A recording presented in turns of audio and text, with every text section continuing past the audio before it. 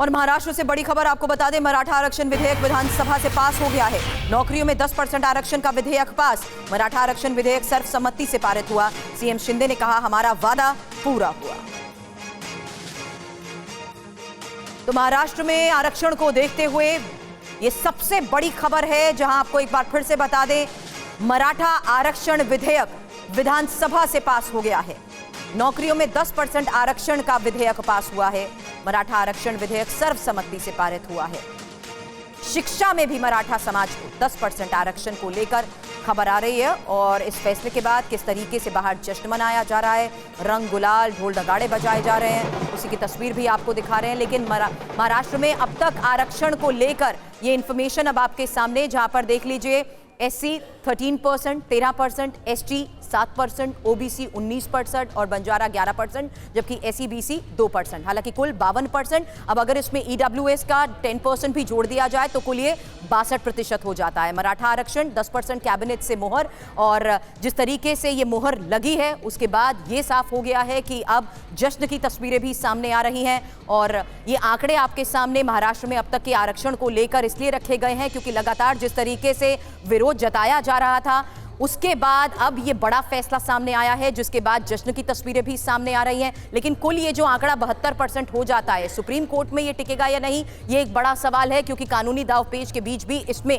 बड़े फैसले इससे पहले भी इस पूरे मामले पर लिए जा चुके हैं। सीधे राजीव का रुख करते हैं। राजीव, इस वक्त की सबसे बड़ी खबर को देखते हुए क्या स्थिति नजर आ रही है? बिल्कुल, देखिए ये आरक्षण जो 10% दिया गया है और कुल आरक्षण 62% हो गया है महाराष्ट्र में, तो कह सकते हैं कि महाराष्ट्र की राजनीति में ये एक गेम चेंजर साबित जरूर होगा। लेकिन सबसे महत्वपूर्ण बात है कि अभी इसमें सगे संबंधियों को लेकर इस तरह की व्यवस्था की गई है, उस जो है किया गया है उसका विवरण जो है थोड़ी देर में स्पष्ट होगा। लेकिन 10% आरक्षण देने के बाद में मराठा समाज के लिए जो है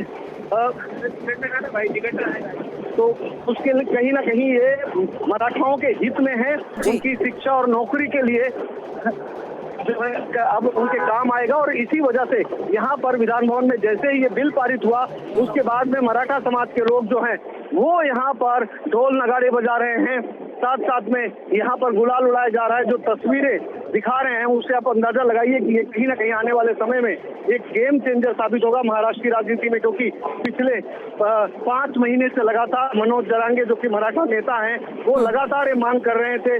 सड़क से लेकर विधान भवन तक हंगामा हुआ और आखिरकार में 10% आरक्षण, क्योंकि मुख्यमंत्री ने खुद शिवाजी की प्रतिमा के सामने कसम खाई थी कि वो मराठाओं को आरक्षण देंगे। और आज जब सदन में अपनी बात रख रहे थे तभी भी उन्होंने इस बात को रखा कि उन्होंने शिवाजी की सौगंध ली है, वो मराठाओं को आरक्षण देंगे। और आखिरकार आरक्षण देने उन्होंने सदन में ये बिल पारित किया।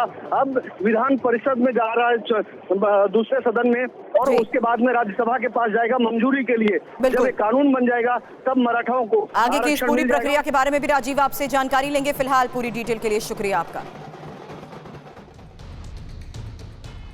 और आंदोलन के नेता मनोज जरांगे ने अनशन भी तोड़ दिया है। इस वक्त एक और बड़ी खबर बता दें, इस फैसले के सामने आने के बाद ये खबर आ रही है, आरक्षण विधेयक पास होने के बाद अनशन तोड़ दिया है। आंदोलन के नेता मनोज जरांगे जो अनशन पर बैठे थे, अब आरक्षण विधेयक पास होने के बाद उन्होंने अपना अनशन तोड़ दिया है। और विधानसभा में बिल पास होने से पहले शिंदे गुट के विधायक संजय सिरसाट की तरफ से क्या कहा गया, सुनिए। संजय सिरसाट से बात की TV9 रिपोर्टर राजीव सिंह ने। सिरसाट साहब, बहुत लंबे समय से मांग चल रही थी, आखिरकार आपकी सरकार शिंदे साहब की अगुवाई में ये बिल लेकर आई है। क्या अब ये कानून बनकर वाकई में आरक्षण मिल जाएगा या फिर कुछ और पेचीदियां रहेंगी? अभी देखिए, अभी कोई पेचीदियां रहे ना, इसलिए सरकार ने भले थोड़ी देरी हो गई लेकिन ये बिल लाया है, और अब मुझे नहीं लगता कि उसको कोई रोक पाएगा। जो 40 साल से जो मसला ठंडे बस्ते में था, उसको शिंदे साहब ने एक हिम्मत से, एक बहादुरी से सामने लाया है। और आज वो बिल जब पास हो जाएगा तो महाराष्ट्र की जनता शायद उसको बहुत खुशी से उसको अपनाएगी। बिल की कॉपी आपने भी देखी होगी, क्या खास है इस बिल में, क्या कुछ नया है, किस तरह से मजबूती मिलेगी मराठों को? नहीं, अब ये तो अब बिल पास होने दो, बाद में सब डिटेल। ड्राफ्ट की कॉपी तो बाहर आ गई है, उसमें 10% आरक्षण की बात कही जा रही है। वो तो ठीक है ना, जो भी अभी पहले सभागृह में चर्चा होने दो और उसके बाद सीएम जब स्टेटमेंट देंगे तो सही मायने में आरक्षण कैसा दिया गया ये आपको समझ में आएगा। विरोधी पक्ष हमेशा टारगेट करता रहा आपको, लेकिन आपको लगता है कि जिस तरह का ड्राफ्ट तैयार किया गया है, जो सदन में बिल पेश किया जाने वाला है, उसमें उनका भी सहयोग मिलेगा? सहयोग देना चाहिए, नहीं देंगे तो वो पछताएंगे। हमारा कुछ नहीं जाएगा, हमारा काम जो था हमने कर दिया।